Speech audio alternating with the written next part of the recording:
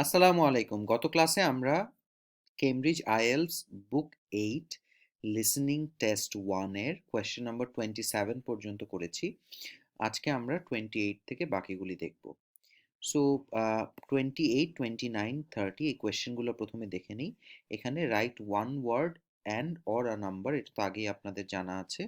একটা ওয়ার্ড লিখতে হবে এবং তার সাথে একটা নাম্বার, অথবা একটা ওয়ার্ড শুধু একটা নাম্বার লিখতে পারবেন। ওকে, সো আমরা একটু দেখে নেই কোয়েশ্চেনগুলো কি। নাম্বার 28-এ the tribal park covers dash hectares. So দেখি এইটার আনসারটা কি হয়। Fine. So you mentioned the monoliths and the spires, which was good. But what area does the tribal park cover? So professor মেয়েটাকে জিজ্ঞেস করলো, what area does the tribal park cover? Tribal park কতটুক area ধরে আছে? তাহলে এই মেয়েটার আনসারটাই হবে কত হেক্টর এই ট্রাইবাল পার্কটা কভার করে। শুনে নেই কি আনসার দেয়। Do you know? 12,000 hectares. And so মেয়েটা বলল যে the tribal park covers 12,000 hectare. So 12,000 hectares আপনার আনসার।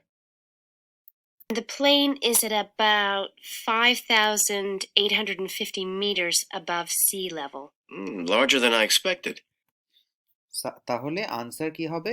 12,000 হেক্টরস। আপনার পরে যেটা বললো একটা সংখ্যা, যেটা কত সি লেভেল থেকে কত উপরে, ওইটা আপনার ইম্পর্টেন্ট না, কারণ এখানে আপনার কোয়েশ্চেনটা চেয়েছে এরিয়াটা কতখানি। Okay, number 29, Sandra suggest that they share the dash for transport. কোন ভেহিকেলটা বা কোন জিনিসটা, কোন জিনিসে করে তারা যাবে যাতায়াতটার জন্য, সেইটা কি বলে একটু শুনে নিই। Okay. Where's the nearest accommodation? That's a practical detail that you haven't included.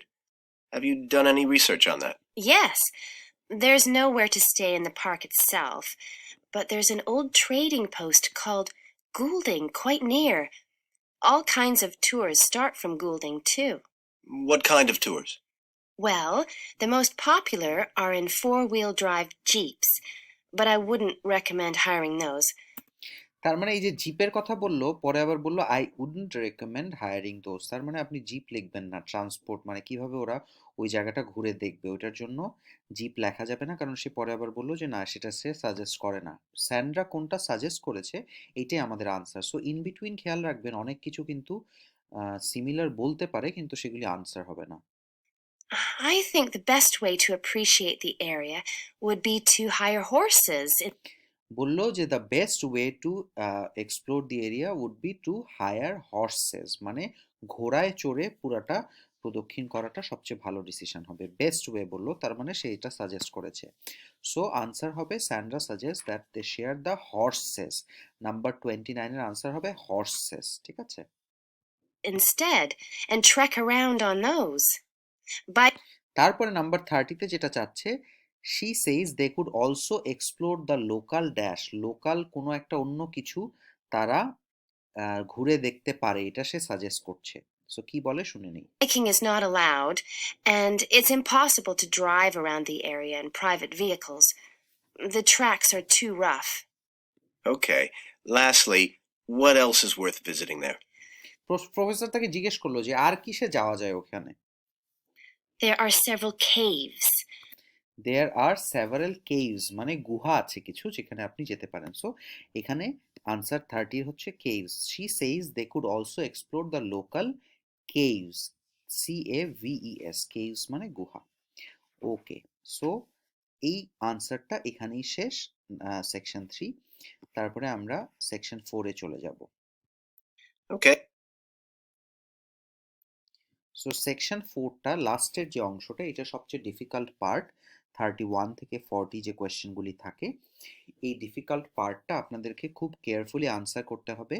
যারা 6.5 পেতে চাচ্ছেন তাদের অ্যাটলিস্ট এইখান থেকে 5 থেকে 6টা প্রশ্ন কারেক্ট করতে হবে, কারণ আগেরগুলিতে আপনি অনেক পারবেন, লাস্টের 10টাতে বেশিরভাগই দেখা যায় 10টার মধ্যে 5-6টার বেশি তাদের পারাটা পসিবল হয় না। টাইম লাস্টের দিকে এমন হয় কনভারসেশনটা যে অনেক দ্রুত বলে যায় এবং খুব একদম সরাসরি মিল থাকে না কোনো কিছুর সাথে। সো লাস্টের পার্টটা খুব কেয়ারফুলি আমাদেরকে শুনতে হবে। সো এই জন্য খুব ইম্পর্টেন্ট যে টাইমটা দিবে ইন বিটুইন এই অংশটা দেখার জন্য 30 to 40 সেকেন্ডস, এই টাইমটা খুব কাজে লাগাতে হবে।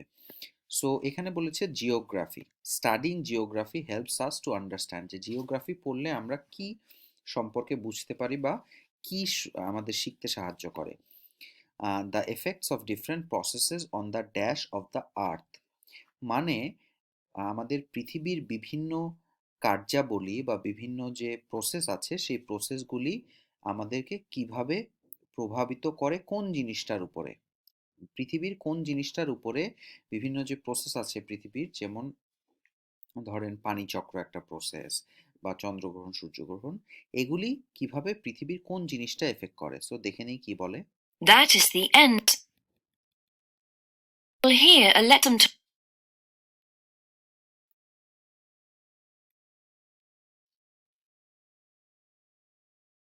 1 to 40. 31 থেকে 40টা একবারে বলে যাবে, এই জন্য এই অংশটা একটু ডিফিকাল্ট, একটু খেয়াল করে শুনতে হবে। সো আমরা এখন প্রথমে 31 নাম্বার আনসারের জন্য খোঁজ করি। So, welcome to your introductory geography lecture. We'll begin with some basics. Firstly, what do we learn by studying geography? Well, বললো যে what do we learn by studying geography, geography পড়ে আমরা কি শিখি। এখনই আমাদের আনসারটা চলে আসবে 31 এর। we learn a great deal about all the processes that have affected and that continue to affect the Earth's surface. মানে all the processes that have affected or are continuing to affect the surface of the earth. ঠিক আছে, যে প্রসেসগুলো পৃথিবীর আছে সেই প্রসেসগুলো পৃথিবীর যে surface আছে, তার মানে হচ্ছে পৃথিবীর যে মাটিটা, সেই মাটিটাকে কিভাবে এফেক্ট করে, পৃথিবীর সারফেসটাকে। সুতরাং উত্তর হচ্ছে 31 এর সারফেস। তারপরের প্রশ্নটা হচ্ছে 32, the dynamic between dash and population, মানে কোনো একটা কিছুর সাথে পৃথিবীর পপুলেশনের যে সম্পর্কটা সেটাও আমরা শিখি। সেটা কি একটু শুনে নিই।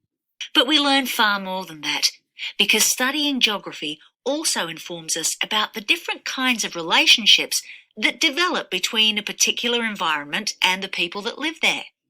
তার মানে হচ্ছে যে এনভায়রনমেন্টে মানুষ থাকে এবং যারা থাকে মানুষরা, তাদের মধ্যে যে সম্পর্কটা, সেইটা সম্পর্কে আমরা জিওগ্রাফি থেকে জানতে পারি। সো উত্তর হবে নাম্বার 32 এর এনভায়রনমেন্ট। ঠিক আছে, ওকে। Okay, we like to think of geography as having two main branches. There's the study of the so এখন টু মেইন ব্রাঞ্চেস, যেটা জিওগ্রাফির যে দুইটা শাখা, সেটা কি কি? একটা হচ্ছে ফিজিক্যাল ফিচার্স, আর একটা হচ্ছে হিউম্যান লাইভস অ্যান্ড দেয়ার, মানুষের জীবনযাত্রা এবং তাদের কি, এটাই আমাদের জানতে হবে এখান থেকে। Number 33, nature of our planet, its physical features, what physical ফিচার্সের কথা বললো, এরপরে আমাদের উত্তর আসবে it actually looks like. And then there's the study of the ways in which we choose to live and of the impact of those on our planet. মানে যেভাবে আমরা থাকতে চুজ করি, তার মানে হচ্ছে human lifestyle and it's impact on the planet, যে আমাদের যে কার্যাবলী বা যেভাবে আমরা লাইফস্টাইল লিড করি সেটার এফেক্টটা কি আমাদের পৃথিবীর বা আমাদের যে গ্রহটা পৃথিবী নামের সেটার উপরে। So and their impact, human lifestyle and their impact. So number 33 এর উত্তর হচ্ছে ইম্প্যাক্ট। ওকে, অথবা আপনি এফেক্টও দিতে পারেন চাইলে, ইম্প্যাক্ট অথবা এফেক্ট যে কোনো একটা দিলেই হবে। ওকে, সো নাম্বার 34-এ জানতে চাচ্ছে যে স্পেসিফিক স্টাডি এরিয়াস, যে জিওগ্রাফির মধ্যে কি কি স্টাডি বা কি কি পড়ার কি কি শাখা হতে পারে, যেমন bio physical, topographic, political, social, economic, historical and dash geography, কোনো একটা স্পেসিফিক টাইপের জিওগ্রাফি অ্যান্ড অলসো কার্টোগ্রাফি। এটা একটু শুনে কেয়ারফুলি শুনতে হবে। Our current use of carbon fuels is a good example of that. But there are more specific study areas to consider too. Specific study এরিয়াজের কথা বললো, আপনারা শুনলেন তো কি কি। এটার মধ্যে একটা ছোট্ট জায়গায় কিন্তু আমাদের আনসারটা লুকিয়ে থাকবে, সো ওইটা খুবই কেয়ারফুলি শুনতে হবে। And we'll be looking at each of these in turn throughout the semester. These include biophysical geography. Biophysical জিওগ্রাফির কথা বললো প্রথমে, এটা দেওয়াই আছে। by which I mean the study of the natural environment and all its living things. Then there's topography. এগুলো কিন্তু serially বলছে, বায়োফিজিক্যাল পরে টপোগ্রাফিক বললো। আপনারা এই যে 34 যে আনসার লেখাটা, এই জায়গাটা যখন আসবে সিরিয়ালি তখন খেয়াল করে শুনবেন, তখনই আনসারটা পেয়ে যাবেন। That looks at the shapes of the land and oceans. There's the study of political geography and social geography too. Political social, Of course, which is the study of communities of people. We have economic geography, economic আছে বললো, in which we examine all kinds of resources and their use, agriculture, for example. Next comes historical geography. এই যে historical বলে ফেলেছে, তার মানে নেক্সটে আমাদের আনসারটা হবে অন্য কি জিওগ্রাফি আছে সেটা। সো এটা যেটা বলবে সেটা আমাদের ঝটপট লিখে ফেলতে হবে। The understanding of how people and their environments and the ways they interact have changed over a period of time. And urban geography. Urban geography, so একটু কঠিন করে ওদের প্রোনাউন্স করলো। আরবান জিওগ্রাফি মানে শহুরে যে জিওগ্রাফিটা, ভূগোলটা সেইটা, তার মানে urban, URBAN, urban, urban geography হচ্ছে আমাদের আনসার। সো পরে কি বলে আমাদের জন্য ইম্পর্টেন্ট না। তারপরে আমরা নাম্বার 35 নাম্বার কোয়েশ্চেনটা হচ্ছে geography helps us understand our surroundings and associated কি। আমাদের জিওগ্রাফি কি হেল্প করে, কি পয়েন্ট হিসেবে এটা বলবে? An aspect I'm particularly interested in is that those cities provide and migration of people to and from such cities. And lastly, we now have our key answer. কি answer মানে কি point? Studying this subject is important because without geographical knowledge, we would know very little about our surroundings and we wouldn't be able to identify all the problems that relate to them. মানে যদি না জানি geography তাহলে আমাদের surrounding বা আশেপাশ সম্পর্কে জানতে পারবো না, এবং আমাদের আশেপাশের যত প্রবলেম আছে and the associated problems, number 35 এর আনসার হচ্ছে প্রবলেমস। জিওগ্রাফাররা কি করে এটা হচ্ছে এরপরে আসবে, হোয়াট ডু জিওগ্রাফার্স ডু। ঠিক আছে, সো আমি যেটা করতে চাই সেটা হচ্ছে যে আপনাদের এই যে 36 to 40 এই জিনিসটা আপনারা নিজেরা বাসাতে স্টাডি করেন, কারণ প্রত্যেকটা জিনিসই আমি এক্সপ্লেন করে দিয়েছি। নিজেরা বাসাতে স্টাডি করেন এবং এর পরের দিনে আমাদের যে ক্লাসটা হবে, নেক্সট যে ক্লাসটা, সেই ক্লাসে আমরা রিডিংটা স্টার্ট করব। সো আমি প্রথম থেকে প্রত্যেকটা সেকশন ধরে ধরে আপনাদেরকে দেখিয়ে দিয়েছি যে রিডিং লিসেনিংয়ে আমাদের কিভাবে আনসার কিভাবে আমি বুঝবো। সো আপনারা 36 থেকে 40 পর্যন্ত নিজেরা আনসার করার চেষ্টা করেন। বইগুলা অলরেডি আমাদের যে গুগল ড্রাইভটা আছে ওই লিঙ্কে অলরেডি বুকস নামে একটা ফোল্ডার করে বইগুলো 1 to 14 আপলোড করে দেওয়া হয়েছে। ওইখানে 15 বইটা এখনো নাই, 15 বইটা আশা করছি 2-1 দিনের মধ্যে আমরা আপলোড করে দিতে পারবো। সো আপনারা যেটা করবেন 36 থেকে 40 করার পরে আপনারা উত্তর মেলানোর জন্য এই বইয়েরই পিডিএফ বইটার একদম লাস্টে উত্তরগুলি দেওয়া আছে, এবং আপনারা এই ট্র্যাকটা বা এই অডিওটা কিভাবে পাবেন, অডিওটার লিঙ্কটা আমাদের ওই ড্রাইভের ভেতরে একটা অডিও লিঙ্কস নামে একটা ফোল্ডারে দেওয়া আছে, যেখানে ইউটিউবের লিঙ্কগুলো আপনারা পেয়ে যাবেন, যেখান থেকে আপনারা এই অডিও ট্র্যাকটা পাবেন। সো কেউ যদি ওই ড্রাইভের লিঙ্ক থেকে যেতে না চান, সরাসরি যদি ইউটিউবে আপনারা সার্চ করেন যে IELTS বুক 8 লিসেনিং টেস্ট 1, তাহলেই আপনি অডিও ট্র্যাকটা পেয়ে যাবেন। যদি কেউ সরাসরি না পান তাহলে আমাদের ওই লিঙ্কে দেওয়া আছে। আচ্ছা, সো আরেকটা বিষয় হচ্ছে যে লিসেনিংটা প্র্যাকটিস করার জন্য খুবই ইম্পর্ট্যান্ট একটা বিষয় হচ্ছে যে আপনি অনেক বেশি প্র্যাকটিস করলে, মানে অনেক বেশি রকমের টেস্ট প্র্যাকটিস করছেন কিনা এটা হচ্ছে অনেক বেশি ইম্পর্ট্যান্ট, যে প্রত্যেকটা সেকশন আপনি বারবার প্র্যাকটিস করছেন কিনা।